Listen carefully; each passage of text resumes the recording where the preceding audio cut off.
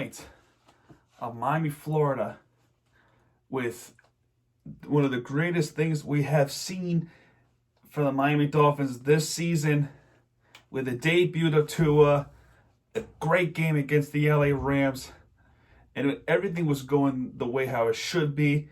Then the rest of the night, it just went completely ruined.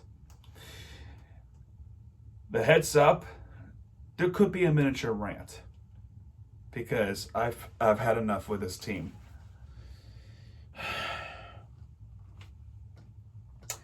I don't even want to talk about this team because I'm so beyond frustrated.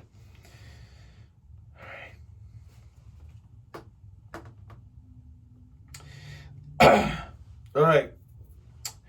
Only 2 teams played this week, not counting the women's soccer because one, they stink. 2, they're really not. If they're in the top 25, then we'll talk about them, but they're not. So, Inter Miami, of course, loser of the week. I don't even want to talk about this team. That's how frustrated I am. If you hear the noise in the background, don't mind it. So, what do we got? What do we got here?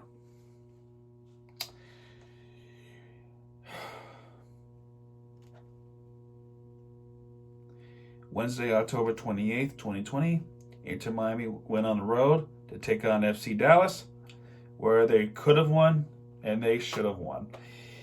Rodolfo Pizarro with the opening goal at the 33rd minute to make it 1-0 in the first half. Franco Jara, the FC Dallas player, scored on a penalty committed by an idiot who was suspended earlier this season, Gonzalez Perez. So that's his fault right there. Then in the 82nd minute, they took the lead, FC Dallas. And you want to know who it was? Ryan Hollingshed. How do you not stop this Dallas team? I understand they're at home, but you guys were kicking ass in the first half, and then you get squashed in the second half. And then you're being outrun.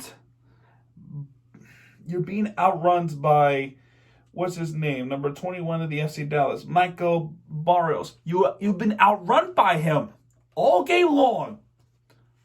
There's nothing you can do to stop him. You've been outrun by him. I don't understand this defense. Tonight,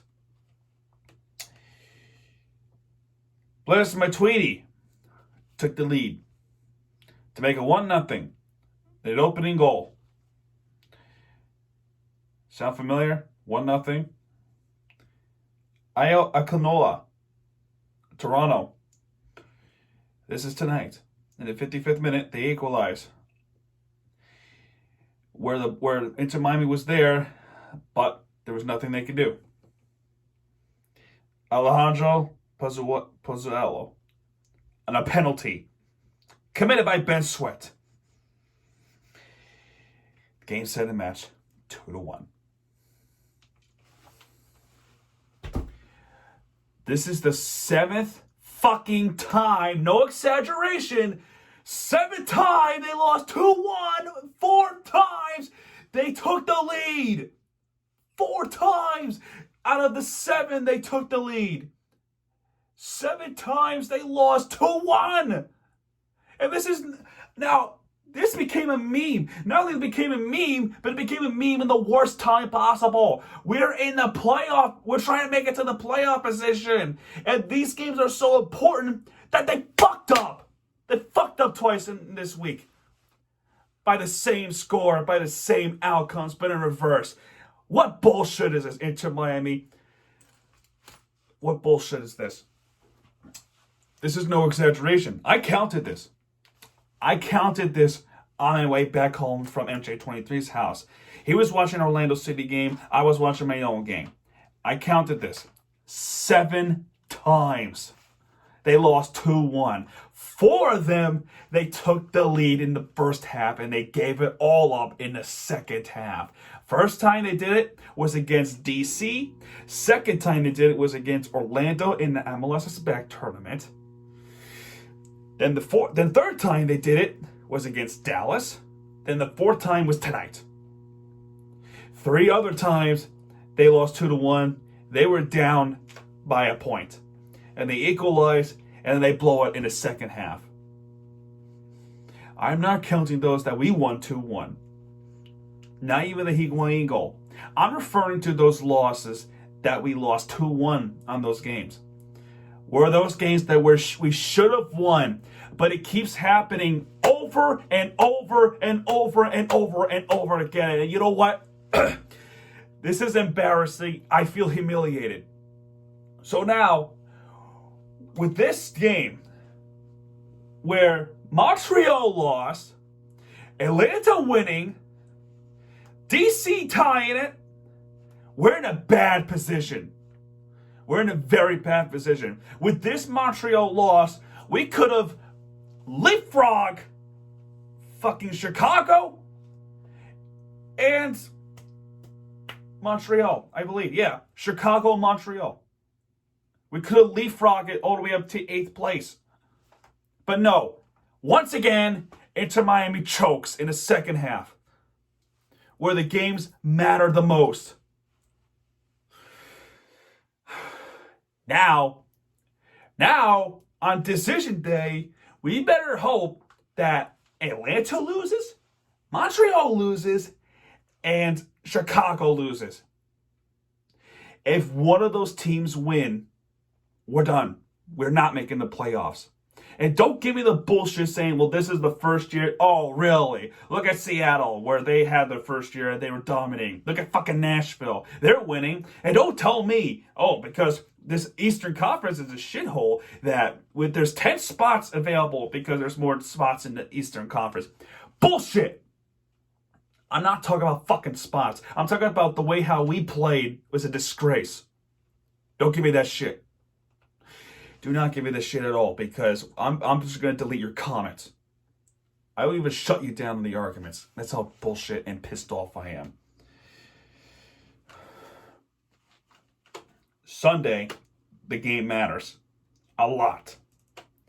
We have Cincinnati, and if we lose to Cincinnati, I'll feel so humiliated, I will just throw everything away into Miami related. Because this is the worst team in the MLS. And if we lose to the worst team in MLS, I will not support this team anymore. NYCFC, we need to win against Chicago. Atlanta, we need to lose against what's the team's name? Columbus.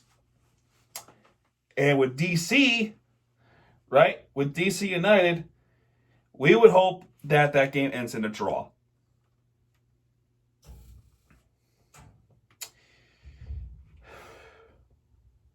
This is an ongoing problem I just can't take anymore.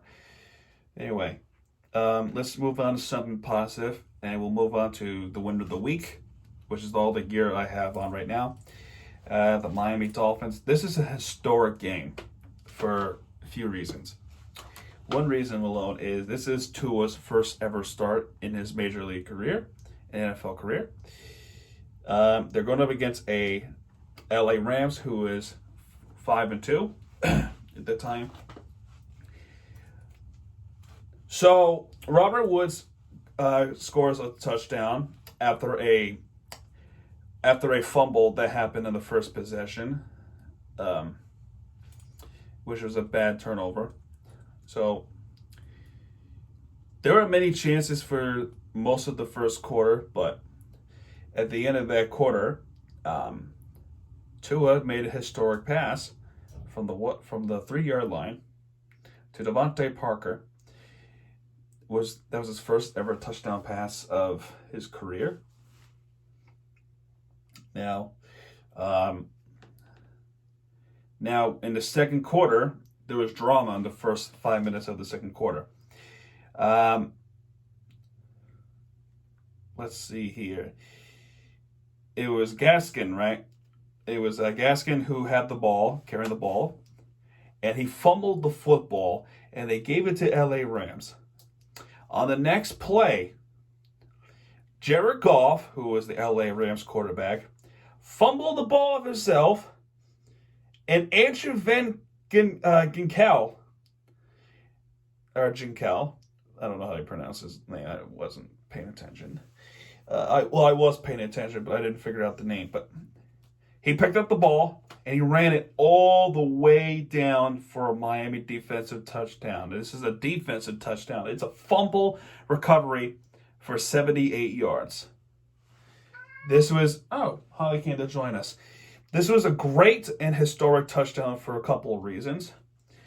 And this is where I want to get to. This is the first time it happened in years.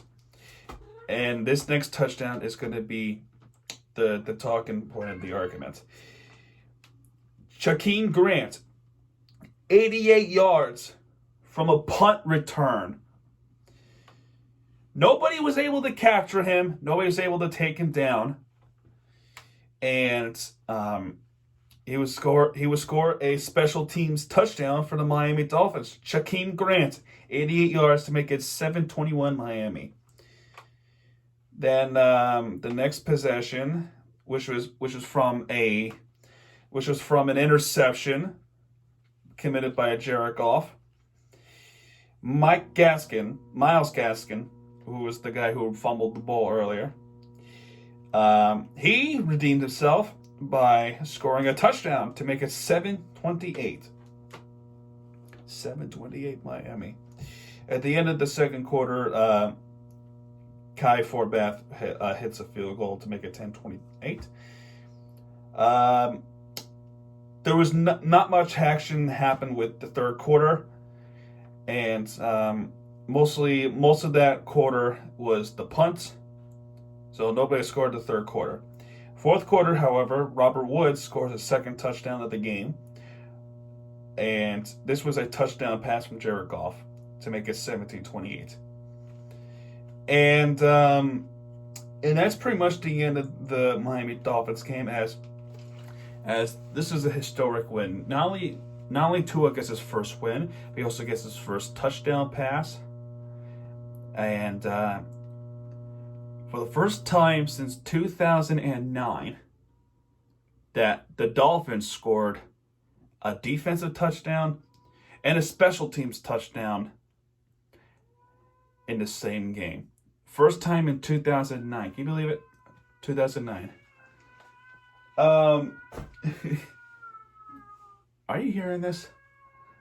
My cat is like, I'm pretty sure what I was ranting about Inter Miami, she came down to calm me down, like James chill out. It's only just a game. It's not just a game. It means something. Anyway, I do want to apologize for the behavior early in the video. This was battery. My battery's running low, so I'm gonna make this quick. I want to apologize for my behavior early in the video, the rant. Some of you might enjoy it. Some of you will get my pain. I'm pretty sure most MLS fans will get the pain I'm feeling right now. Because I was watching MLS for a couple of years, but I didn't have a team. So I'm pretty sure some of you guys can relate if you're not an Inter Miami fan, but this kind of stuff happens to you. I'm sure you get the feeling of what I'm feeling right now, as I haven't really gone through it before, except a couple of times with NYCFC and Orlando City, but this is my real team. This is an expansion team, but it's also my real team. You play like this, and you're about to be out of the playoffs, and the score keeps happening over and over with the same outcome, with the same story. It's frustrating. You know what I mean? So, I apologize for that behavior. So, this week is huge for a couple of reasons alone. I will tell you right now. So, coming up next, By the way, there was supposed to be a USL game tonight, but the game got canceled because of COVID cases, which was bullshit. I got this Miami FC hat for specific reasons. Anyway, Miami Hurricanes lost 3-1 against Duke women's soccer, but I don't really care about that. So, coming up next, Friday, November 6th, 7:30 p.m., Miami Hurricanes are taking on NC State. That's going to be a game to watch, which is supposed to be an easy game. November 8th, which is decision day, Inter Miami, playing against FC Cincinnati. Should be an easy win. If they don't win this, then it's go down as one of the most humiliating losses in franchise history. Then the same day, we have a pretty tough battle in Phoenix, Arizona, or Tucson, Arizona, to take on the Cardinals. A red-hot Dolphin team going against Arizona Cardinals, who actually was on the bye week this week. So there's going to be 2 weeks of practice for the Cardinals. Cardinals are red-hot. They beat the Seattle Seahawks last week in overtime. And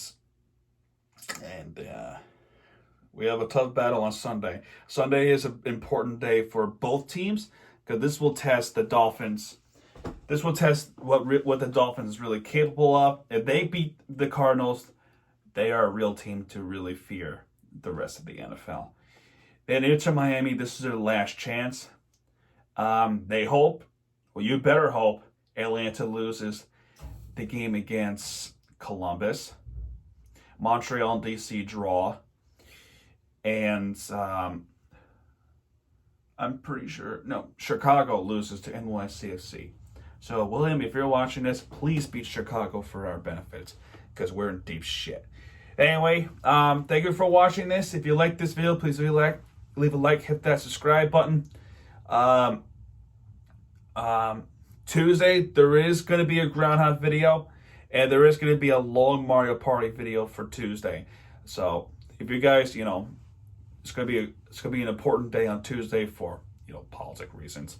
So I want to get stuff out for those who not really into politics and distract them from, paying attention to politics. I want to get something out for people.